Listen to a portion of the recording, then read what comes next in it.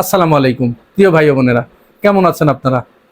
আপনারা ইতিমধ্যেই জেনেছেন, খবরটা একটু পুরনো, তারপরেও বলে রাখা ভালো, কারণ একটা ডকুমেন্টস থেকে যায়। চট্টগ্রাম ৪ আসন থেকে বেসরকারিভাবে নির্বাচিত বিএনপি মনোনীত প্রার্থী আসলাম চৌধুরী, তার প্রার্থিতা বাতিল করেছে আদালত, চূড়ান্তভাবে বাতিল করেছে। তার এই প্রার্থিতা বাতিলের মধ্য দিয়ে ওই আসনটি মূলত বিএনপি হারালো। এখন এই আসনে তার নিকটতম প্রতিদ্বন্দ্বী ছিলেন জামাতের প্রার্থী।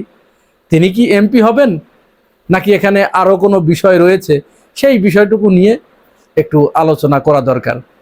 তার আগে ওই বিষয়ে গভীরে ঢোকার আগে আমরা যে বিষয়টি নিয়ে প্রাথমিকভাবে বলি, সেটি হচ্ছে আদালত তার প্রার্থিতা বাতিল করার পরে তার আসনের যে সমস্ত বিএনপি নেতাকর্মীরা আছে, রাস্তার পাশে যে গাছগুলো আছে, এই গাছ কেটে গাছ ফেলে সড়ক অবরোধ করে তারা আন্দোলন করেছে, বিক্ষোভ কর্মসূচি পালন করেছে এবং কিছু ভাঙচুরও তারা চালিয়েছে।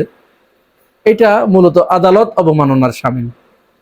আদালত একটি রায় দিয়েছে, সমস্ত ডকুমেন্টস, দলিল দস্তাবেজ পর্যবেক্ষণ করে দেখে শুনে একটা রায় দিয়েছে।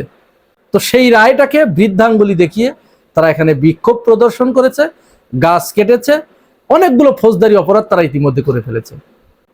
এই বিষয়টি আইন শৃঙ্খলা রক্ষাকারী বাহিনী দেখবে, আদালত দেখবে। এখন আসুন আমরা আসলাম চৌধুরীর প্রার্থিতা কেন বাতিল হলো সেই বিষয়টি একটু আলোচনা করি। আসলাম চৌধুরীর প্রার্থিতা বাতিল হয়েছে মূলত ঋণ খিলাপির কারণে। আপনারা জানেন, ঋণ খিলাপিরা হচ্ছে সমাজের শত্রু, দেশের শত্রু, রাষ্ট্রের শত্রু। শত্রু এই কারণে, ঋণ খিলাপি কাকে বলে আপনারা জানেন তো? অবশ্যই জানেন। আমাদের মতো ক্ষুদ্র ক্ষুদ্র মানুষ, কৌমায়ের মানুষ, না খেয়ে না পরে নিজের কষ্টার্জিত সম্পদ, অর্থ একটু একটু তিল তিল করে বাঁচিয়ে যে ব্যাংকে রেখে আসি, ব্যাংক সেই টাকা বিনিয়োগ করে কাদের কাছে? বড় বড় ব্যবসায়ীদের কাছে, শিল্প প্রতিষ্ঠানের মালিকদের কাছে, তারপর উদ্যোক্তাদের কাছে, ইম্পোর্টারদের কাছে, এক্সপোর্টারদের কাছে বিনিয়োগ করে। সেই বিনিয়োগ থেকে অর্জিত প্রফিটের একটা অংশ এই আমাদের আমরা যারা আমানতকারী তাদের দেয়া হয়, সেই টাকা নিয়ে আর ফেরত দেয় না। তাহলে জনগণের টাকা নিয়ে যারা ফেরত দেন না তাদেরকে ঋণ খিলাপি বলে। ঋণ খিলাপি কখন হয়? সাধারণত একটি ঋণ দেয়া হয় 1 বছর মেয়াদি, 1 বছর পরে ওই ঋণটা বিভিন্ন শ্রেণীতে বিভক্ত হয়ে যায়। এগুলো আবার ব্যাংকিং ভাষা, তো আমি ব্যাংকিং আপনাদের পড়াতে চাই না।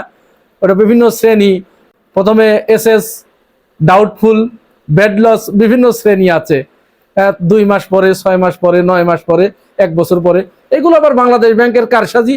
বাংলাদেশ ব্যাংক এই সমস্ত ব্যবসায়ীদের সুবিধা দেওয়ার জন্য এই সমস্ত শ্রেণী বিন্যাস করে রেখেছে। অর্থাৎ আগে 1 বছর পূর্ণ হলেই খিলাপি ঋণ হিসেবে পরিচিতি পেত, ওভারডিউ হয়ে যেত। কিন্তু সরকার এই শ্রেণী বিন্যাস করার কারণে 1 বছর পরে গিয়ে সে ঋণ খিলাপি হচ্ছে। তাহলে এটা একটা সুযোগ সুবিধা দিয়েছে। আবার এখানে আরো বিষয় আছে, এই ঋণকে আবার তফসিলি করার সুযোগ রয়েছে। তফসিলটাও 1 বার নয়, 2 বার নয়, 3 বার করা যায়। কিরকম? আপনি 1 বছর কোনো টাকা দিবেন না, 1 বছরে মনে করেন আপনার 50 লাখ টাকার পার্টি, আপনার 20 লাখ টাকা ওভারডিউ হয়েছে। এই 20 লাখ টাকার ভিতরে 1 বছরে আপনি 15% ডাউন পেমেন্ট দিয়ে ওই ঋণটা আবার 1 বছরের জন্য বা 2 বছরের জন্য বা 3 বছরের জন্য, সর্বোচ্চ 5 বছরের জন্য পুনঃ তফসিল করে নেওয়া যায়। এটাও বাংলাদেশ ব্যাংক ওই ব্যবসায়ীদের সুবিধার জন্যই দিয়ে রেখেছে। এই এত সুবিধা ভোগ করে আসার পরেও যারা টাকা দেয় না, তারা মূলত চূড়ান্ত পর্যায়ে গিয়ে ঋণ খেলাপি হয়ে যায়। এই আসলাম চৌধুরী এরকম ব্যাংক থেকে ঋণ নিয়ে বছরের পর বছর মানুষের টাকা, জনগণের টাকা ফেরত দেয় নাই। ওই টাকা সে তার নিজের টাকা মনে করে খরচ করেছে, যেমন এস আলম করেছে। সমস্ত ব্যাংক থেকে জনগণের টাকা সে পুঞ্জীভূত করে বিদেশে পাচার করেছে, আর ওই টাকা থেকে মানুষকে দান করেছে কিছু কিছু। এখন মানুষ তো মনে করলো, হায় সর্বনাশ, এরকম একজন আল্লাহর ফেরেশতা, সে এত টাকা দান করে, এলাকায় 15-20টা কুরবানি দেয়, এক একটা গরুর দাম 50 লাখ 60 লাখ টাকা গরিব মানুষকে খাওয়াইয়ে দেয়। আসলে এই টাকাগুলো কার? ওর বাপের পকেটের টাকা না, এটা জনগণের টাকা, কইয়ের তেলে কই ভাজে। কারণ ও জানে যে টাকা আমি ব্যাংক থেকে বের করে এনেছি, এই টাকা তো আমাকে আর ফেরত দিতে হবে না। ওই রিশিডিউলের জালে ফেলে বারবার সে উতরিয়ে যাবে। আসলাম চৌধুরীও ঠিক একই কায়দা করেছিল। এবং এখানে শুধু আসলাম চৌধুরী নয়, বর্তমান বিএনপির যে সাংসদ আছে, যে 300 জন এমপি আছেন, এই 300 জন এমপির ভিতরে 59% এমপি তারা ঋণ খিলাপি। ব্যাংক থেকে ঋণ নিয়ে তারা সেই ঋণ পরিশোধ করেন নাই, ওইভাবে ওই যে রিশিডিউল করে করে করে করে সেই রিশিডিউলেও আবার খেলাপি। আর এই টাকার পরিমাণ হচ্ছে 11,000 কোটি টাকা। অর্থাৎ এই যে 59% সাংসদ ঋণ খিলাপি, এই 59%-এর মোট ঋণের পরিমাণ হচ্ছে 11,000 কোটি টাকা। চিন্তা করেন 11,000 কোটি টাকা কোথায়, বাড়ি কোথায় তার? এতগুলো টাকা তারা জনগণের টাকা পকেটে নিয়ে না দিয়ে, পরিশোধ না করে সংসদে গিয়ে বিরাট বিরাট আলোচনা করছে। তো আপনারা লক্ষ্য করেছেন সংসদে যখন এই বিষয়ে কথা হলো, তখন তারা কেউ কেউ বললো না যে এখানে কেউ ঋণ খিলাপি নাই, ঋণগ্রস্ত আছে। বুঝতে পারছেন? ঋণ খিলাপি কেউ নাই, ঋণগ্রস্ত আছে। অস্বীকার, পুরা অস্বীকার। বাংলাদেশের মানুষ এখন এত বোকা, এত বোকা ভাবে বাংলাদেশের মানুষের, যে বাংলাদেশের মানুষ এই খোঁজগুলো রাখে না। আবার ওই যে আহমদ আজম, সে সংসদে দাঁড়িয়ে বক্তব্য দিলেন, ঋণ কিন্তু ফকিররা নেয় না, ফকিররা ঋণ নেয় না, ফকিররা ভিক্ষা নেয়। আমরা ভিক্ষা নেইনি, আমরা ঋণ নিয়েছি, ঋণ পরিশোধ করব ইনশাআল্লাহ। যেহেতু ওই যে অর্থমন্ত্রী বললেন যে এখানে ঋণগ্রস্ত নাই এমন কে আছেন, হাত তোলেন। জামাতের এমপি গুলো হাত তুললো, অর্থাৎ জামাতের কেউ রিয়েলি তাদের ব্যাংকে কোনো ঋণ নেই, কারণ তারা তো বড় বড় ব্যবসায়ী না ভাই, এজন্য তাদের ঋণ নেই। এটা খুবই স্বাভাবিক। যে ব্যবসা করে না তার তো ঋণের প্রয়োজন নাই, ব্যাংক ঋণের প্রয়োজন নাই। বিএনপির নেতাকর্মীরা বড় বড় ব্যবসায়ী, তারা হাজার হাজার কোটি টাকার মালিক, তারা গাড়ি বাড়ির মালিক, তারা ব্যাংক থেকে ঋণ নিয়ে ওইগুলো করেছে। জামাতের এমপিরা সাইকেল চালিয়ে গ্রামে ঘুরে বেড়ায় এখনো, ওদের তো ঋণের দরকার নাই। এটা শুনে আমির খসরু মাহমুদ হতভম্ব হয়ে গেলেন। পাশ থেকে প্রধানমন্ত্রী আবার বললেন ওনারা জমিদার, ওনারা জমিদার, টিপ্পনি কাটলেন। কিন্তু প্রধানমন্ত্রীর এই বিষয়টা জানা নাই যে প্রত্যেক মানুষের ঋণ নেবার প্রয়োজন হয় না, কারোরই ঋণ নেবার প্রয়োজন হয় না যদি সে মনে করে, ধান্দা যদি না থাকে। হ্যাঁ, এটা আবার অন্যভাবে নেওয়া দরকার নেই।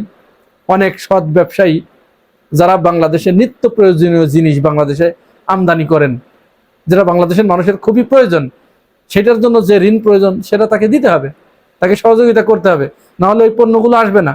তবে তার ভিতরে এতটুকু সততা থাকতে হবে যে ওই পণ্য এনে বিক্রি করে আবার ব্যাংকের ঋণ পরিশোধ করে আবার নতুন করে নেবে, আবার আনবে। এইটা চক্রাকারে ঘুরলে তাহলে এই যে মানিটা রিসাইকেলিং হতে থাকে। রিসাইকেলিং হলে যেটা হয়, বাংলাদেশে কখনোই অর্থনৈতিক সংকট দেখা দেয় না। যাই হোক, আবার আসলাম চৌধুরীর কথায় ফিরে আসি। আসলাম চৌধুরী এরকম ঋণ নিয়ে ঋণ দেন নাই, সেই ঋণ খিলাপি অবস্থায় তিনি মনোনয়নপত্র দাখিল করেছেন। তার মনোনয়নপত্র ওই সময় তো ইসি কি করেছে আপনারা দেখেছেন।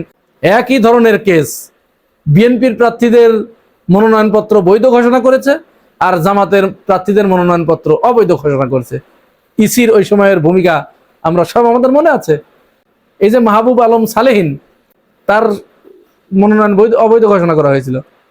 আব্দুল্লাহ আল মিন্টু আর তার একই কেস, আব্দুল্লাহ আল মিন্টুটা বৈধ ঘোষণা করা হয়েছিল।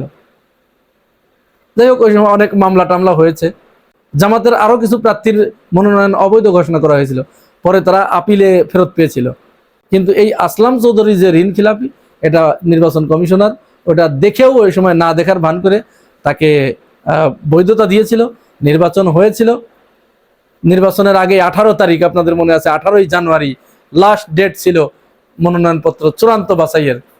ওই দিনই জামাত প্রার্থীর পক্ষে অ্যাডভোকেট শিশির মনির তিনি আদালতে একটি মামলা করে দিয়েছিলেন। সেই মামলারই রায় হলো গত 2 দিন আগে। চূড়ান্ত পর্যায়ে ওইখানে নির্বাচন হয়ে গেলেন। নির্বাচন হওয়ার পরে আদালত নির্দেশ দিয়েছিল যে ওই আসনের ফলাফল ঘোষণা না করতে, যার কারণে বেসরকারিভাবে ফলাফল ঘোষণা হয়ে আছে। বিএনপির আসলাম চৌধুরী তিনি জিতে আছেন, তার নিকটতম প্রতিদ্বন্দ্বী জামাতের প্রার্থী তিনি দ্বিতীয় পজিশনে আছেন। এখন এইখানে যেহেতু আদালত চূড়ান্তভাবে তার মনোনয়ন অবৈধ ঘোষণা করেছে, এখন নিয়ম অনুযায়ী তার নিকটতম প্রতিদ্বন্দ্বী যিনি থাকেন তিনি ওইখানে সাংসদ হিসেবে ঘোষিত হন। এখন এই ব্যাপারে আবার তারা, যেহেতু সালাউদ্দিন আহমেদ আছে এখন সংবিধান বিশেষজ্ঞ, উনি কি ব্যাখ্যা দেন সেটা দেখার জন্য আমাদের অপেক্ষা করতে হচ্ছে আরো কিছুদিন।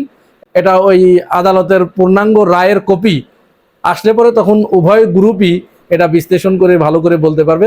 তখন আমরা এটা আপনাদের সামনে হাজির করতে পারবো যে আসলাম চৌধুরীর পরিবর্তে ওখানে কি জামাতের প্রার্থী তিনি এমপি হচ্ছেন কিনা এই ব্যাপারে আমরা তখন আপনাদেরকে আপডেট জানাতে পারবো। প্রিয় ভাই ও বোনেরা, এই পুরো বিষয়টা সম্পর্কে আপনার মতামত জানাবেন মন্তব্যের ঘরে। আর আপনি যদি আমার এই চ্যানেলে নতুন হয়ে থাকেন তাহলে চ্যানেলটি সাবস্ক্রাইব করে পাশে থাকবেন। আজ এ পর্যন্তই, ভালো থাকবেন, আল্লাহ হাফেজ।